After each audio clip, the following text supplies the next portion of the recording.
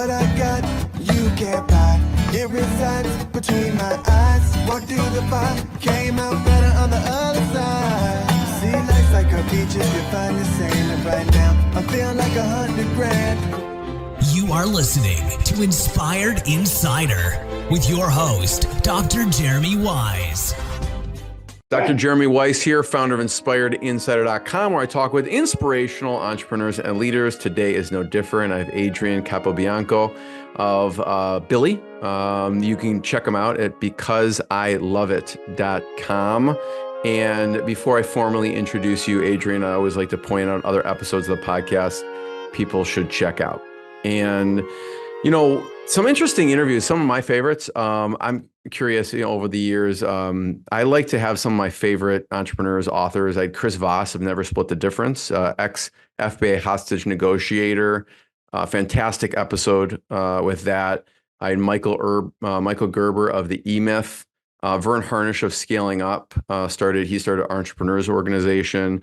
That was a great episode. Mike Michalowicz has several books out. Profit First, some of those. I don't know if you have any favorite books, Adrian, or resources. Do you have any favorites for you over the years from a business perspective? No, you know what? I'm more of instead of long form content, I'm more of a kind of a audio short form content. So I listen to about a dozen podcasts. Which ones are your favorites in the business realm? I'm kind of into the Scott Galloway and Kara Swisher. They have a bunch of them. They're good.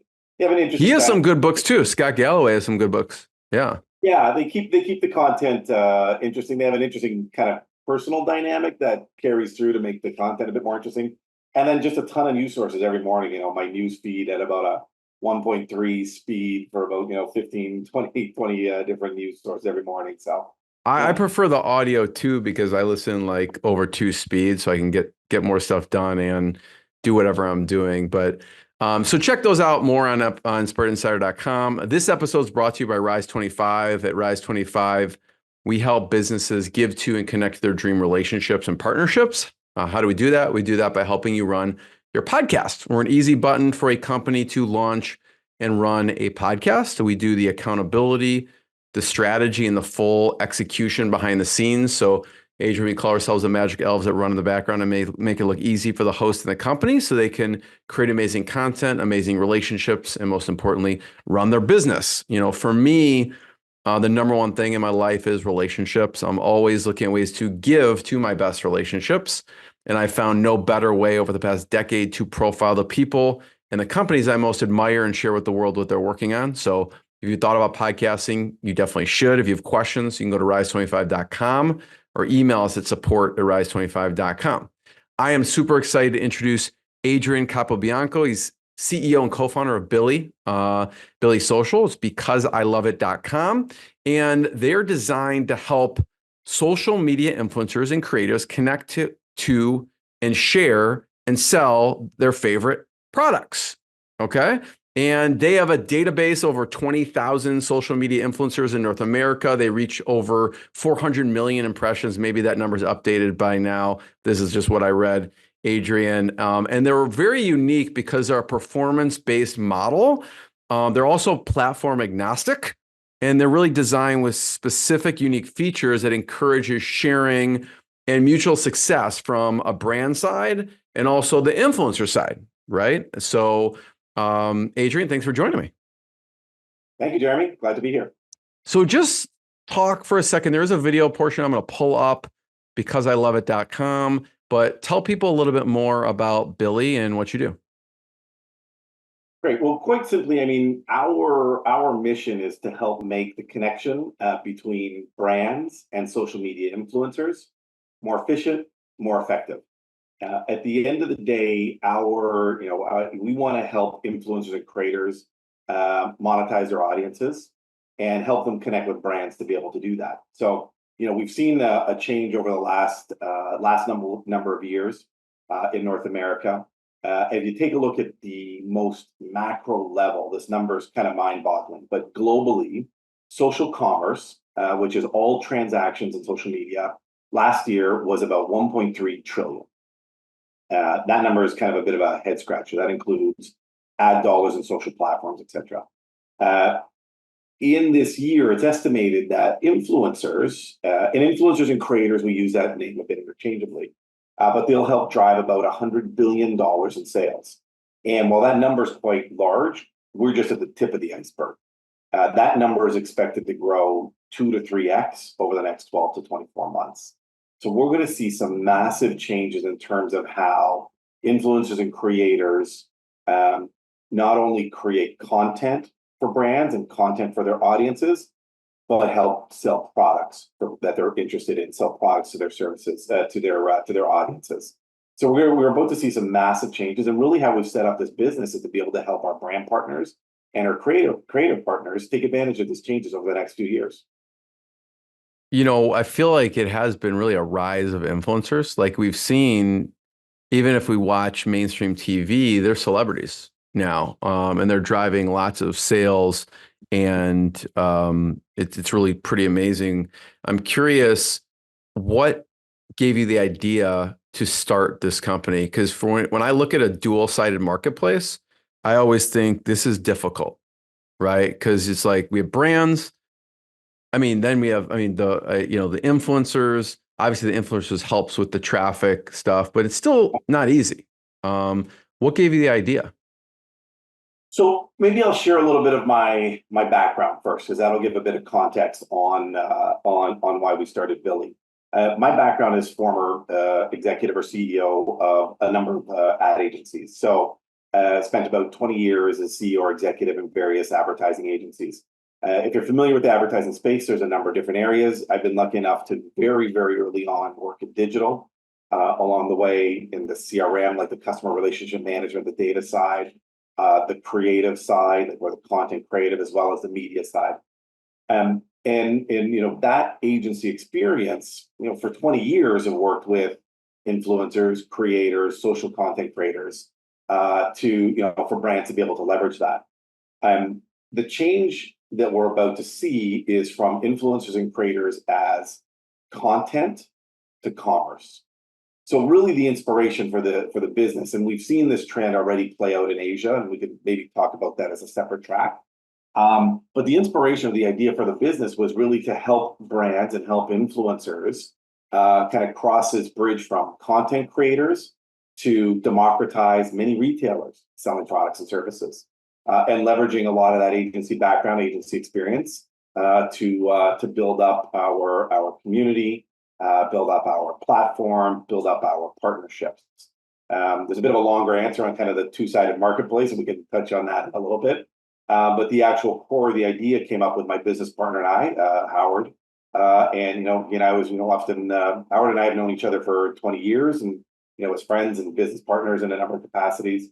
And really talking about the opportunity inspired from trends we've seen in Asia to enable influencers and creators in North America to be much more focused on the commerce side of what they do in social media.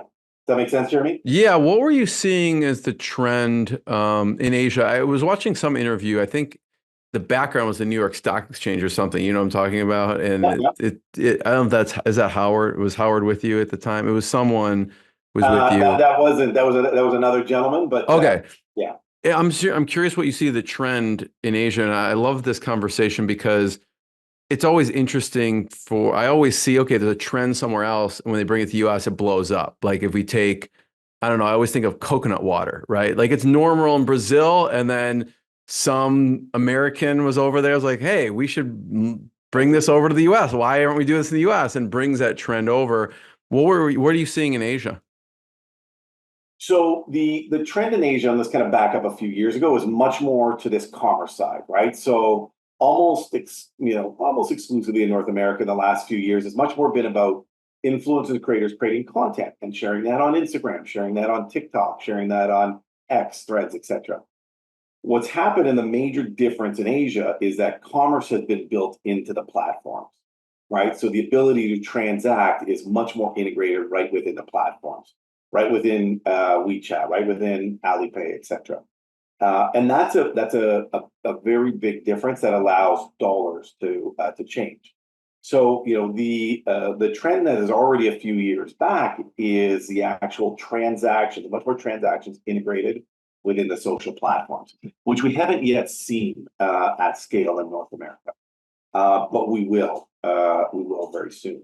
So, from a business perspective, for some of our investor partners, for example, what they're pretty interested in is the trends they've seen. It's almost like being able to kind of back up the clock and invest 3, 4, 5 years earlier in Asia, but to do it in North America, because these commerce trends are now going to be applied in North America. As an example, I saw a chart. We spent quite a bit of time in Asia over the last year with our business partners, our investor partners, and we're in an interesting meeting just a couple of weeks ago in China, and they were sharing a chart. And the chart showed, this was up to the end of last year, so this was at the end of 2023. And the chart at the very top line showed traditional e-commerce. And as you'd expect, you'd see traditional e-commerce growing, growing, growing. And then about 18 months ago, taper, and last year actually drop off. And this is in GMV, gross market value, like the actual dollars transacted. At the bottom of this, you see a line coming up, and that's Douyin, which is TikTok in China. As you'd expect, you see that kind of growing. And the interesting thing is TikTok and commerce going on there, TikTok Shop, et cetera, get a lot of attention. So as I was saying, you see kind of this traditional e-commerce, right, tapering off and dropping a little bit. You see Douyin, which is TikTok scaling up, but it was a line that was double that, and that was peer-to-peer commerce inside of WeChat. So it's essentially like, imagine within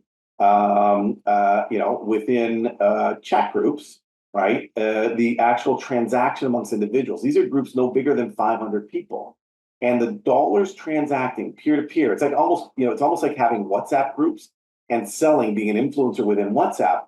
That number was double Douyin, which blew me away. The peer to peer commerce. So not only some of the trends we're seeing are not only increasing dollars inside of like the major social platforms, but in peer-to-peer and smaller groups. And we're going to see this. We're going to see this open up in North America over the next 12 to 24 months. So you have this idea. You see the trends that are going. What do you do first?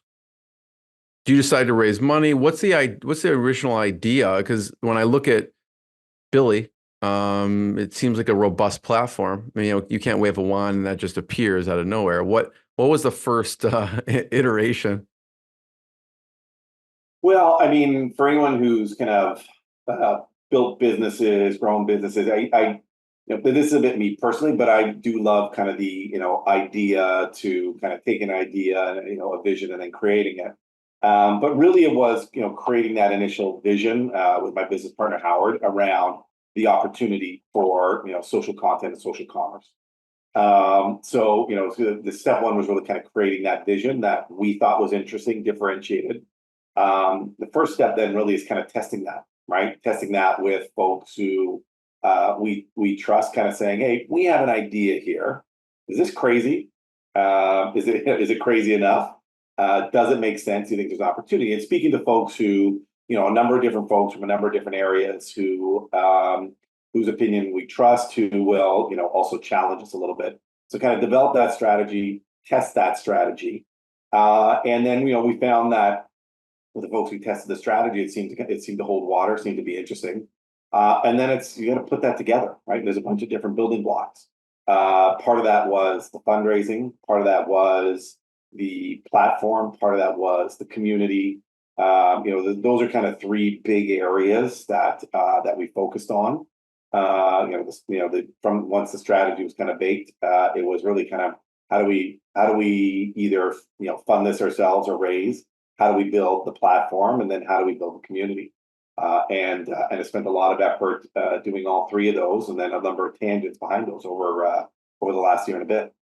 From the platform perspective, Adrian, I'm sure you've gotten a lot of feedback over the years on the platform. What are some things that you and the team have implemented inside the platform because of the feedback you were getting, maybe from the brands or maybe from the influencers? Oh man, there's let me think. I mean, there's a ton of content or a ton of features, right? And what you're showing here on screen is is essentially kind of our marketing site. We also have a platform where creators come to and they build. I think the biggest, very early on, we wanted to focus on the social commerce side. So this, I kind of use the term social commerce and social content, right? The social commerce side we call BILI Base. The social content side we call BILI Boost. The market's still catching up in North America to the commerce side. So we've leaned more on BILI Boost over the last while. But at the end of the day, there's a whole bunch of different things that we build into the platform, and really what we're looking to do now, and kind of our next iteration, which will come over the next the next couple months, is what I'll call a reinvigoration of BILI Base. Right now on the platform we have maybe over 100 brands, a couple thousand products. As I said, we spent a lot of time in Asia over the last while. We want to be able to connect into Asian manufacturers and brands who want access to North America, so that we have thousands of brands and manufacturers and hundreds of thousands of products in there to give creators and influencers an amazing breadth of products and services that they can offer to their fans and audiences. I'm looking here, as you can see, we're on the brand section. What sticks out to me, Adrian, is this performance-based. Okay. Yeah. If I'm a brand, I love to hear those words. But it means, I don't know what the downside is for it. Maybe the influencers, only get paid when they sell something, but it's a win-win for both. Talk about some of the decisions there around the performance piece. Yeah, so performance hits in two areas, right? So let's distinguish again kind of the BILI Base and the BILI Boost. So on the BILI Base side, if you're a brand, you're a small and medium brand, let's say, Jeremy, you and I have a company, we make these earbuds, right? We can put these earbuds into the BILI platform. If you and I sell these earbuds at retail, they sell for $100. You and I, as a manufacturer, as a major brand, we're probably getting about $40, $45 of that 100. On the BILI platform, you put in the BILI platform, and we decide how much we want to pay creators on that. Most brands will offer a commission of between 15 and 25% to creators. And on the BILI platform, we charge 9%. That means, as a manufacturer of these earbuds, we're now netting somewhere between 65 to 75% of that dollar versus 40 to 45. Now, we also need to ship direct to consumer one-to-one, but the economics become pretty interesting. So as a brand, who has, these earbuds, you and I, we don't need to pay to get access to the BILI platform, and we only pay when creators sell. So that is truly a pure performance basis. That's the BILI Base side. On the BILI Boost side, it's more about content, right? So, on the content side, it's more kind of typically an agency, like an ad agency type content. So let's say you and I, again, we're this earbud company, and we want to create awareness of our new earbuds that we've launched. We want to work with influencers because they're amazing channels. So, the brand would say, okay, there's a budget of XX dollars, and our team would put together a proposal for that brand. And that proposal would say, okay, we're going to find 10 creators who are very well qualified. This is a data-driven analysis, very well qualified and aligned with the earbud brand company. Those 10 creators over 4 weeks will create between 20 to 30 pieces of content. And as BILI, we have enough data analytics and experience behind that we will guarantee to that brand the actual number of views that content will garner on Instagram and TikTok. So that's a bit of there's a lot of analysis that goes behind that, but because of the way we use AI, because of our very close connection with our creator community, because of how closely we work with creators, include a lot of like I said, the data that we have behind that, we're able to say at the end of the day for that program for our earbud company, we will generate 20 million views against your target audience on Instagram and TikTok, and we will guarantee that. What that does for our brand partners is it removes some of the perceived risk of, okay, well, if I do this with influencers, what will it do, right? What will the outcome be? What will I get from it? And we're able to say, we guarantee that the content that we create will be seen by, like I said, it'll be 10 million, 20 million, whatever the number is, views of that content for this program for the budget you invest in it. As far as I've seen, we haven't seen any peers going that far in terms of guaranteeing the performance. Some will estimate and provide, benchmarks, we'll guarantee it for brand partners. So I'd like to say we're the only folks who are doing that. To be honest, I'm probably not right, but I haven't seen folks who are going that far. So does that make sense, Jeremy? Yeah, from a brand perspective, obviously not all brands can join the platform and have the influencers promote their products. How do you vet the brands? So interesting. So in terms of the brand side, on the BILI base side, as long as a brand is selling a product that's legal to sell online across North America, those products can go into the platform. Our team helps brands upload the products, get them into the platform. So as long as it's a product that's legal to sell, it can get in the platform, no problem. The question often is on the other side of that, and the question is, well, is it the right creators for that brand? So quite honestly, most of our auditing and vetting is on the creator side of the equation, much more so than on the brand side of the equation. So on that BILI base side, you touched on this, but right now, and even our site needs to be updated. But right now, in North America, there's an estimated 3 to 4 million creators or influencers. We can audit any influencer across North America. Our team, we have about 150 to 200 points of data that we audit on any creator and influencer. Often, we have more data on an influencer's audience than they do. We know, age skews, gender, location. This is on aggregate for their following, right? Location, ethnicity, interest, all that type of data. So we analyze all of that data. And we can analyze any of the few million creators across North America. On top of that, we've also, one of the things that we've built up, and we spend a lot of time building this, and we can talk about how we've done this, but we've built up a community of creators. It's about 25,000 strong right now. So we have a community of creators in North America of tens of thousands of creators that allows us to activate very quickly for our brand partners. So on the BILI base side, right, where a brand puts the products in the platform and offers a commission to sell those products, brands often aren't so interested in assessing the creator. They just look at a creator as almost a salesperson, right, as an extension to their sales efforts. On the BILI Boost side, where creators are developing specific content, brands very much care about this. And what we do is, we will do full analysis on creators to make sure it's the best creator partner for a brand that we're working with.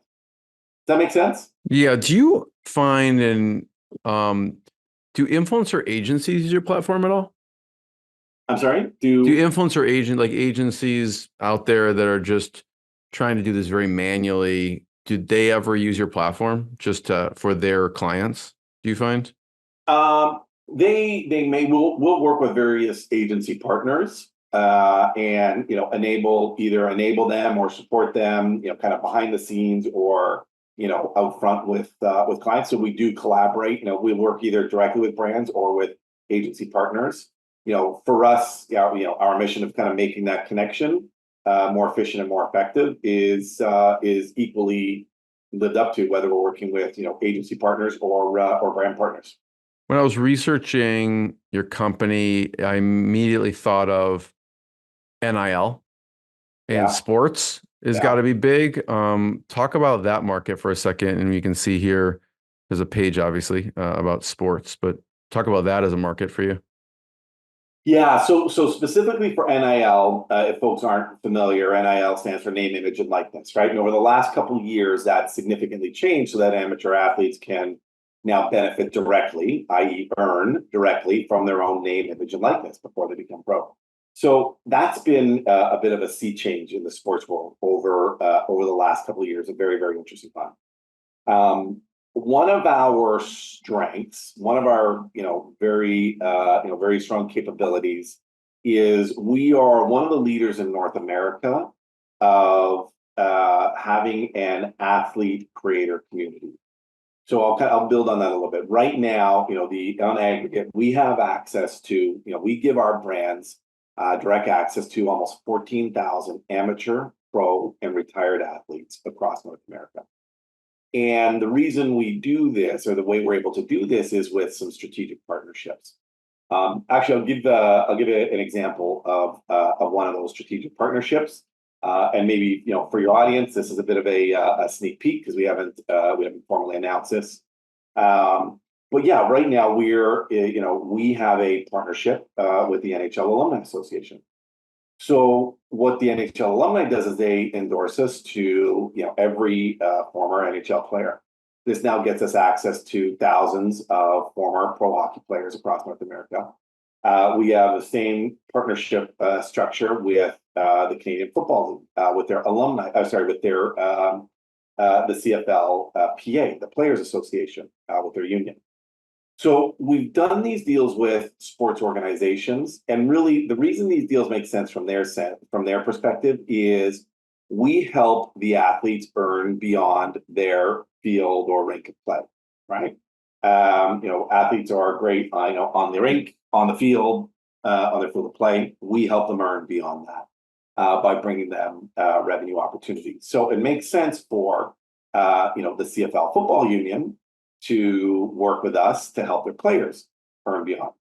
And what that means to brand partners, right? Like a brand that wants to get access to athletes is we provide very direct and very efficient access to amateur, pro, and retired athletes. So it's a very, very interesting space.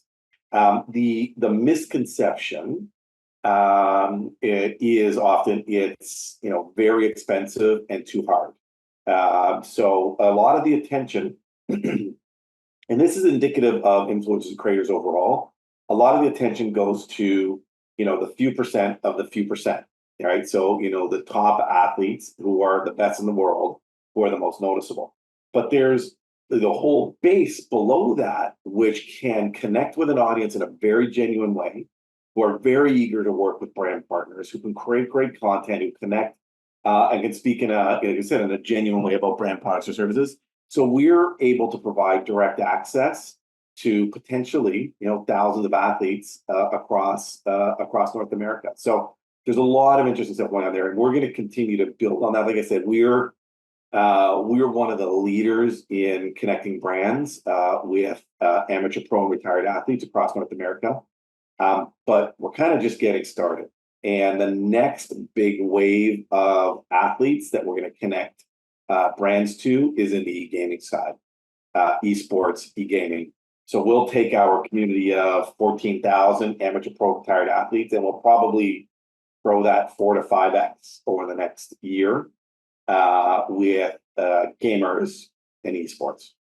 I want to talk about one of the examples. I know you have an advisory board, and there's an example of someone on an advisory board who obviously uses the platform. But before we get into that, talk about how do you decide what type of people or position that you want on your advisory board?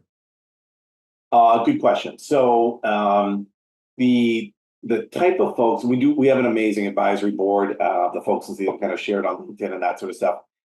Really honored to have some amazing people who are aligned and supporting what we're building. And it's really that, they have a view to helping us build. All our advisors are they're also investors in the business too. So they believe in the business and kind of vested in our mutual success. To answer your question, we're looking for people who are additive to what our own capabilities have, of myself and Howard.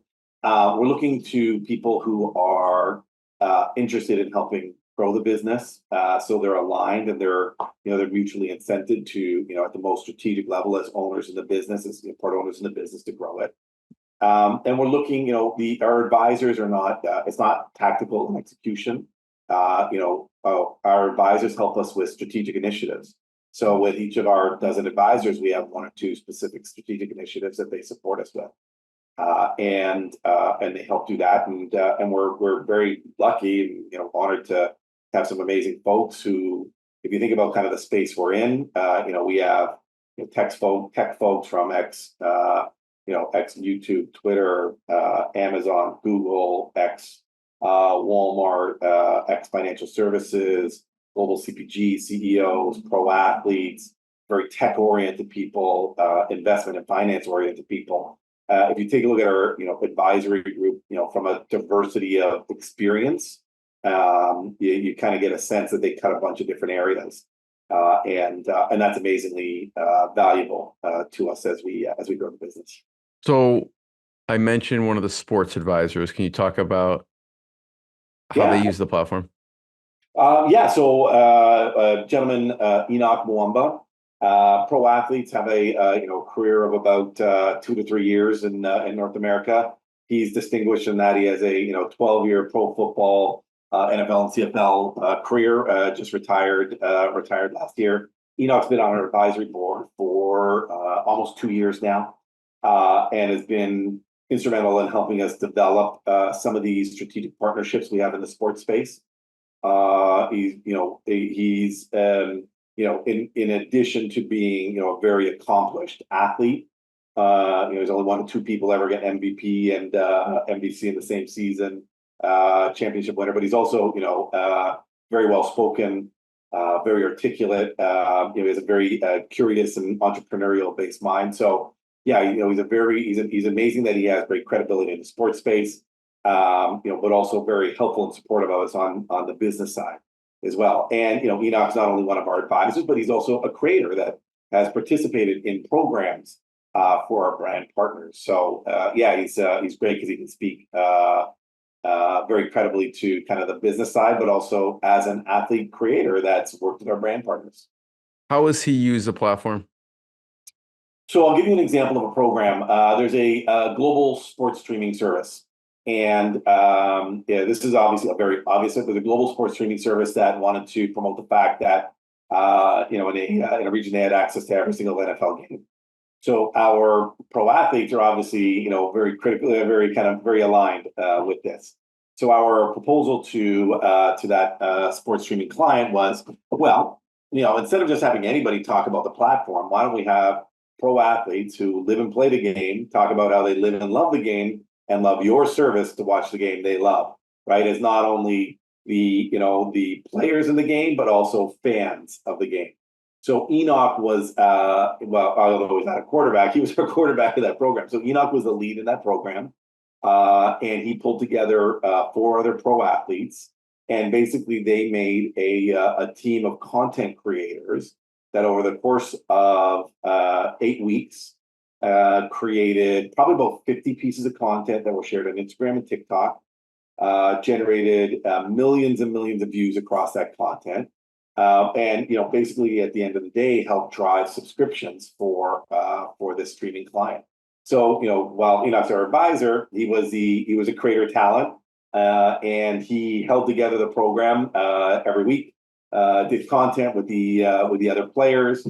And they produced and shared this content, and all the players earned from this program, talking about what they love to do anyways every day, which is play the game of football. What type of brands are a good fit, Adrian? I was looking through. I mean, that's a streaming service. What are some other examples of types of brands? Yeah, we've worked with brands, streaming, consumer packaged goods, auto, home, tech, fashion, apparel. The amount of content out there right now on social is so diverse that we could pretty much find a creator for anything. And I'll put a little caveat on that. Where it gets a bit hard is if we're talking about a B2B, a business to business product, right? If it's a very niche it's a B2B product, in traditional social media, TikTok, Instagram, etc., that's sometimes a bit tough to fit. If we're working within LinkedIn, that's much easier. But if you're a business to business product, using social creators maybe isn't the best fit.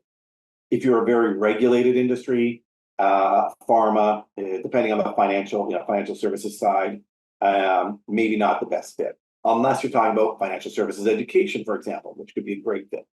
So very regulated or very B2B are sometimes a bit harder. Outside of that, we've had challenge. We've had briefs to get creators to show up in a small town of 1,500 people.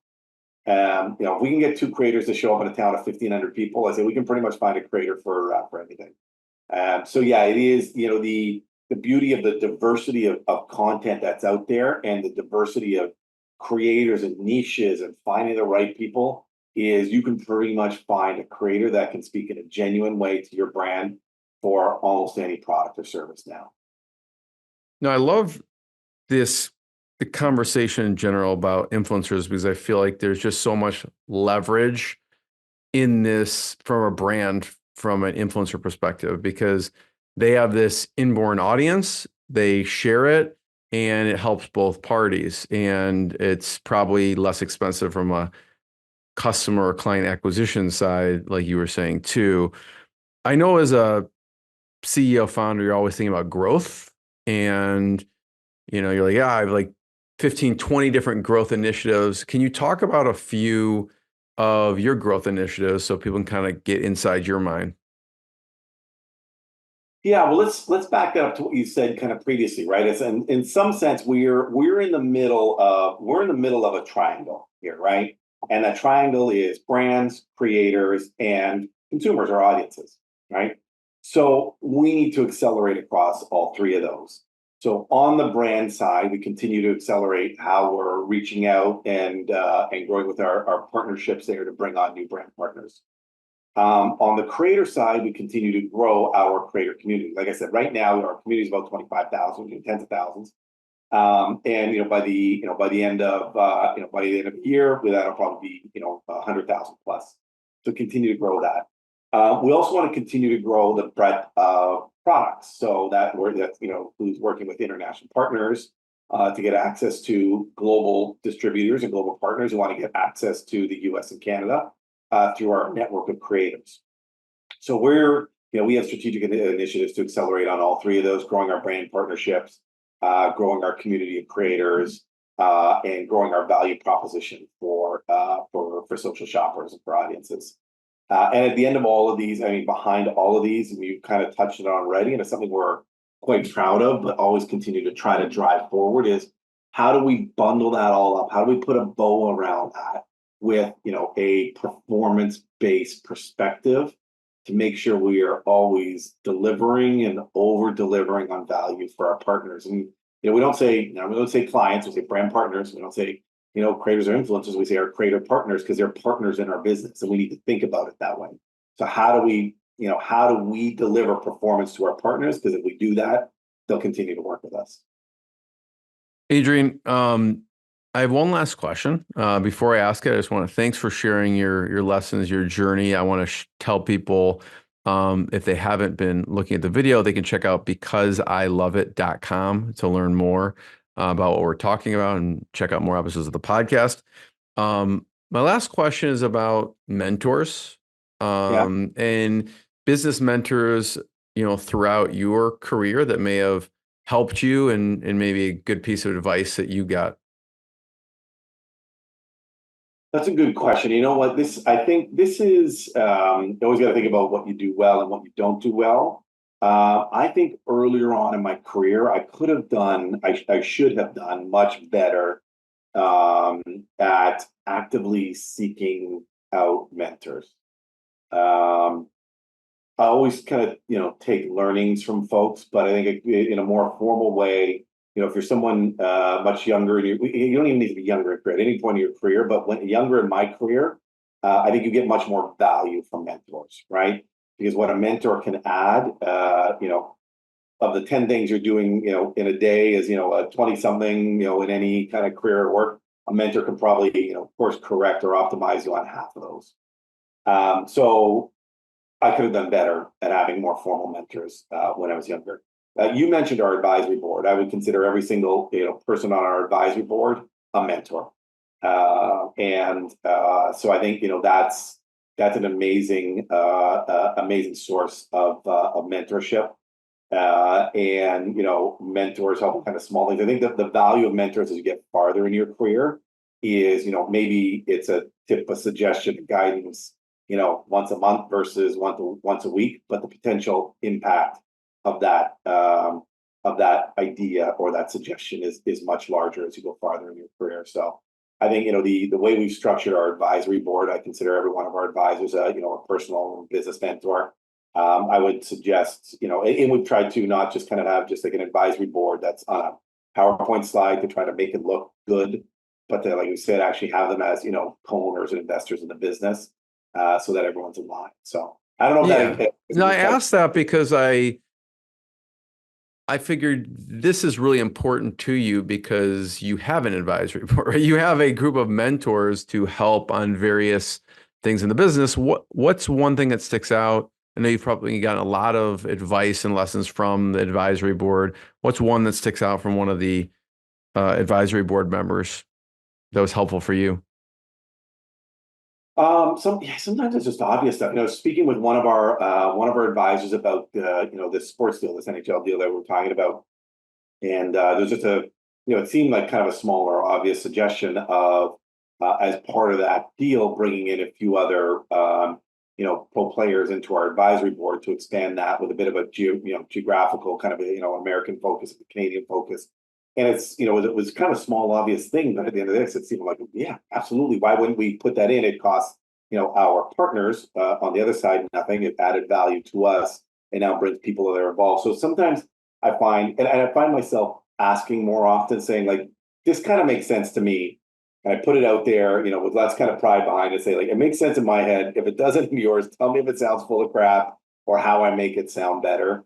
And I think, acknowledging that I've had that I could have done better earlier on in my career with mentors has probably been a bit of inspiration of kind of formalizing this advisory board now. And who I talk to most of our mentors at least twice a month. And of our dozen mentors, I'm talking to them. I'm talking to our mentors 5-6 times a week, saying, "Hey, what do you think of this? How about that?" They're making suggestions, they're making introductions. So it's really kind of it's on an ongoing basis. It's like I said, I don't say this kind of lightheartedly, but very honored to have a great group of folks who are supporting us. No, I love that, putting it out there and using, obviously not everyone has an advisory board, you do, but whether you have someone in your life that you could use as a sounding board, because I feel like sometimes I'm too close to it and it's, I'm not thinking of a million different things. I just need to put it out there and say, what do you think? And I'm always amazed when I do that of all the different perspectives and ideas I get when I thought everything through. And I'm like, no, I'm not even close. So thank you for sharing that. And thanks for... Jeremy, you hit the nail on the head too, right? Sometimes we're too close to it, right? Like, it makes sense. We're too close to it. And we've kind of already arrived at the conclusion where maybe we need to back up and explain the question first, right? So it's that like kind of outside, being a little bit outside voice that can be very valuable.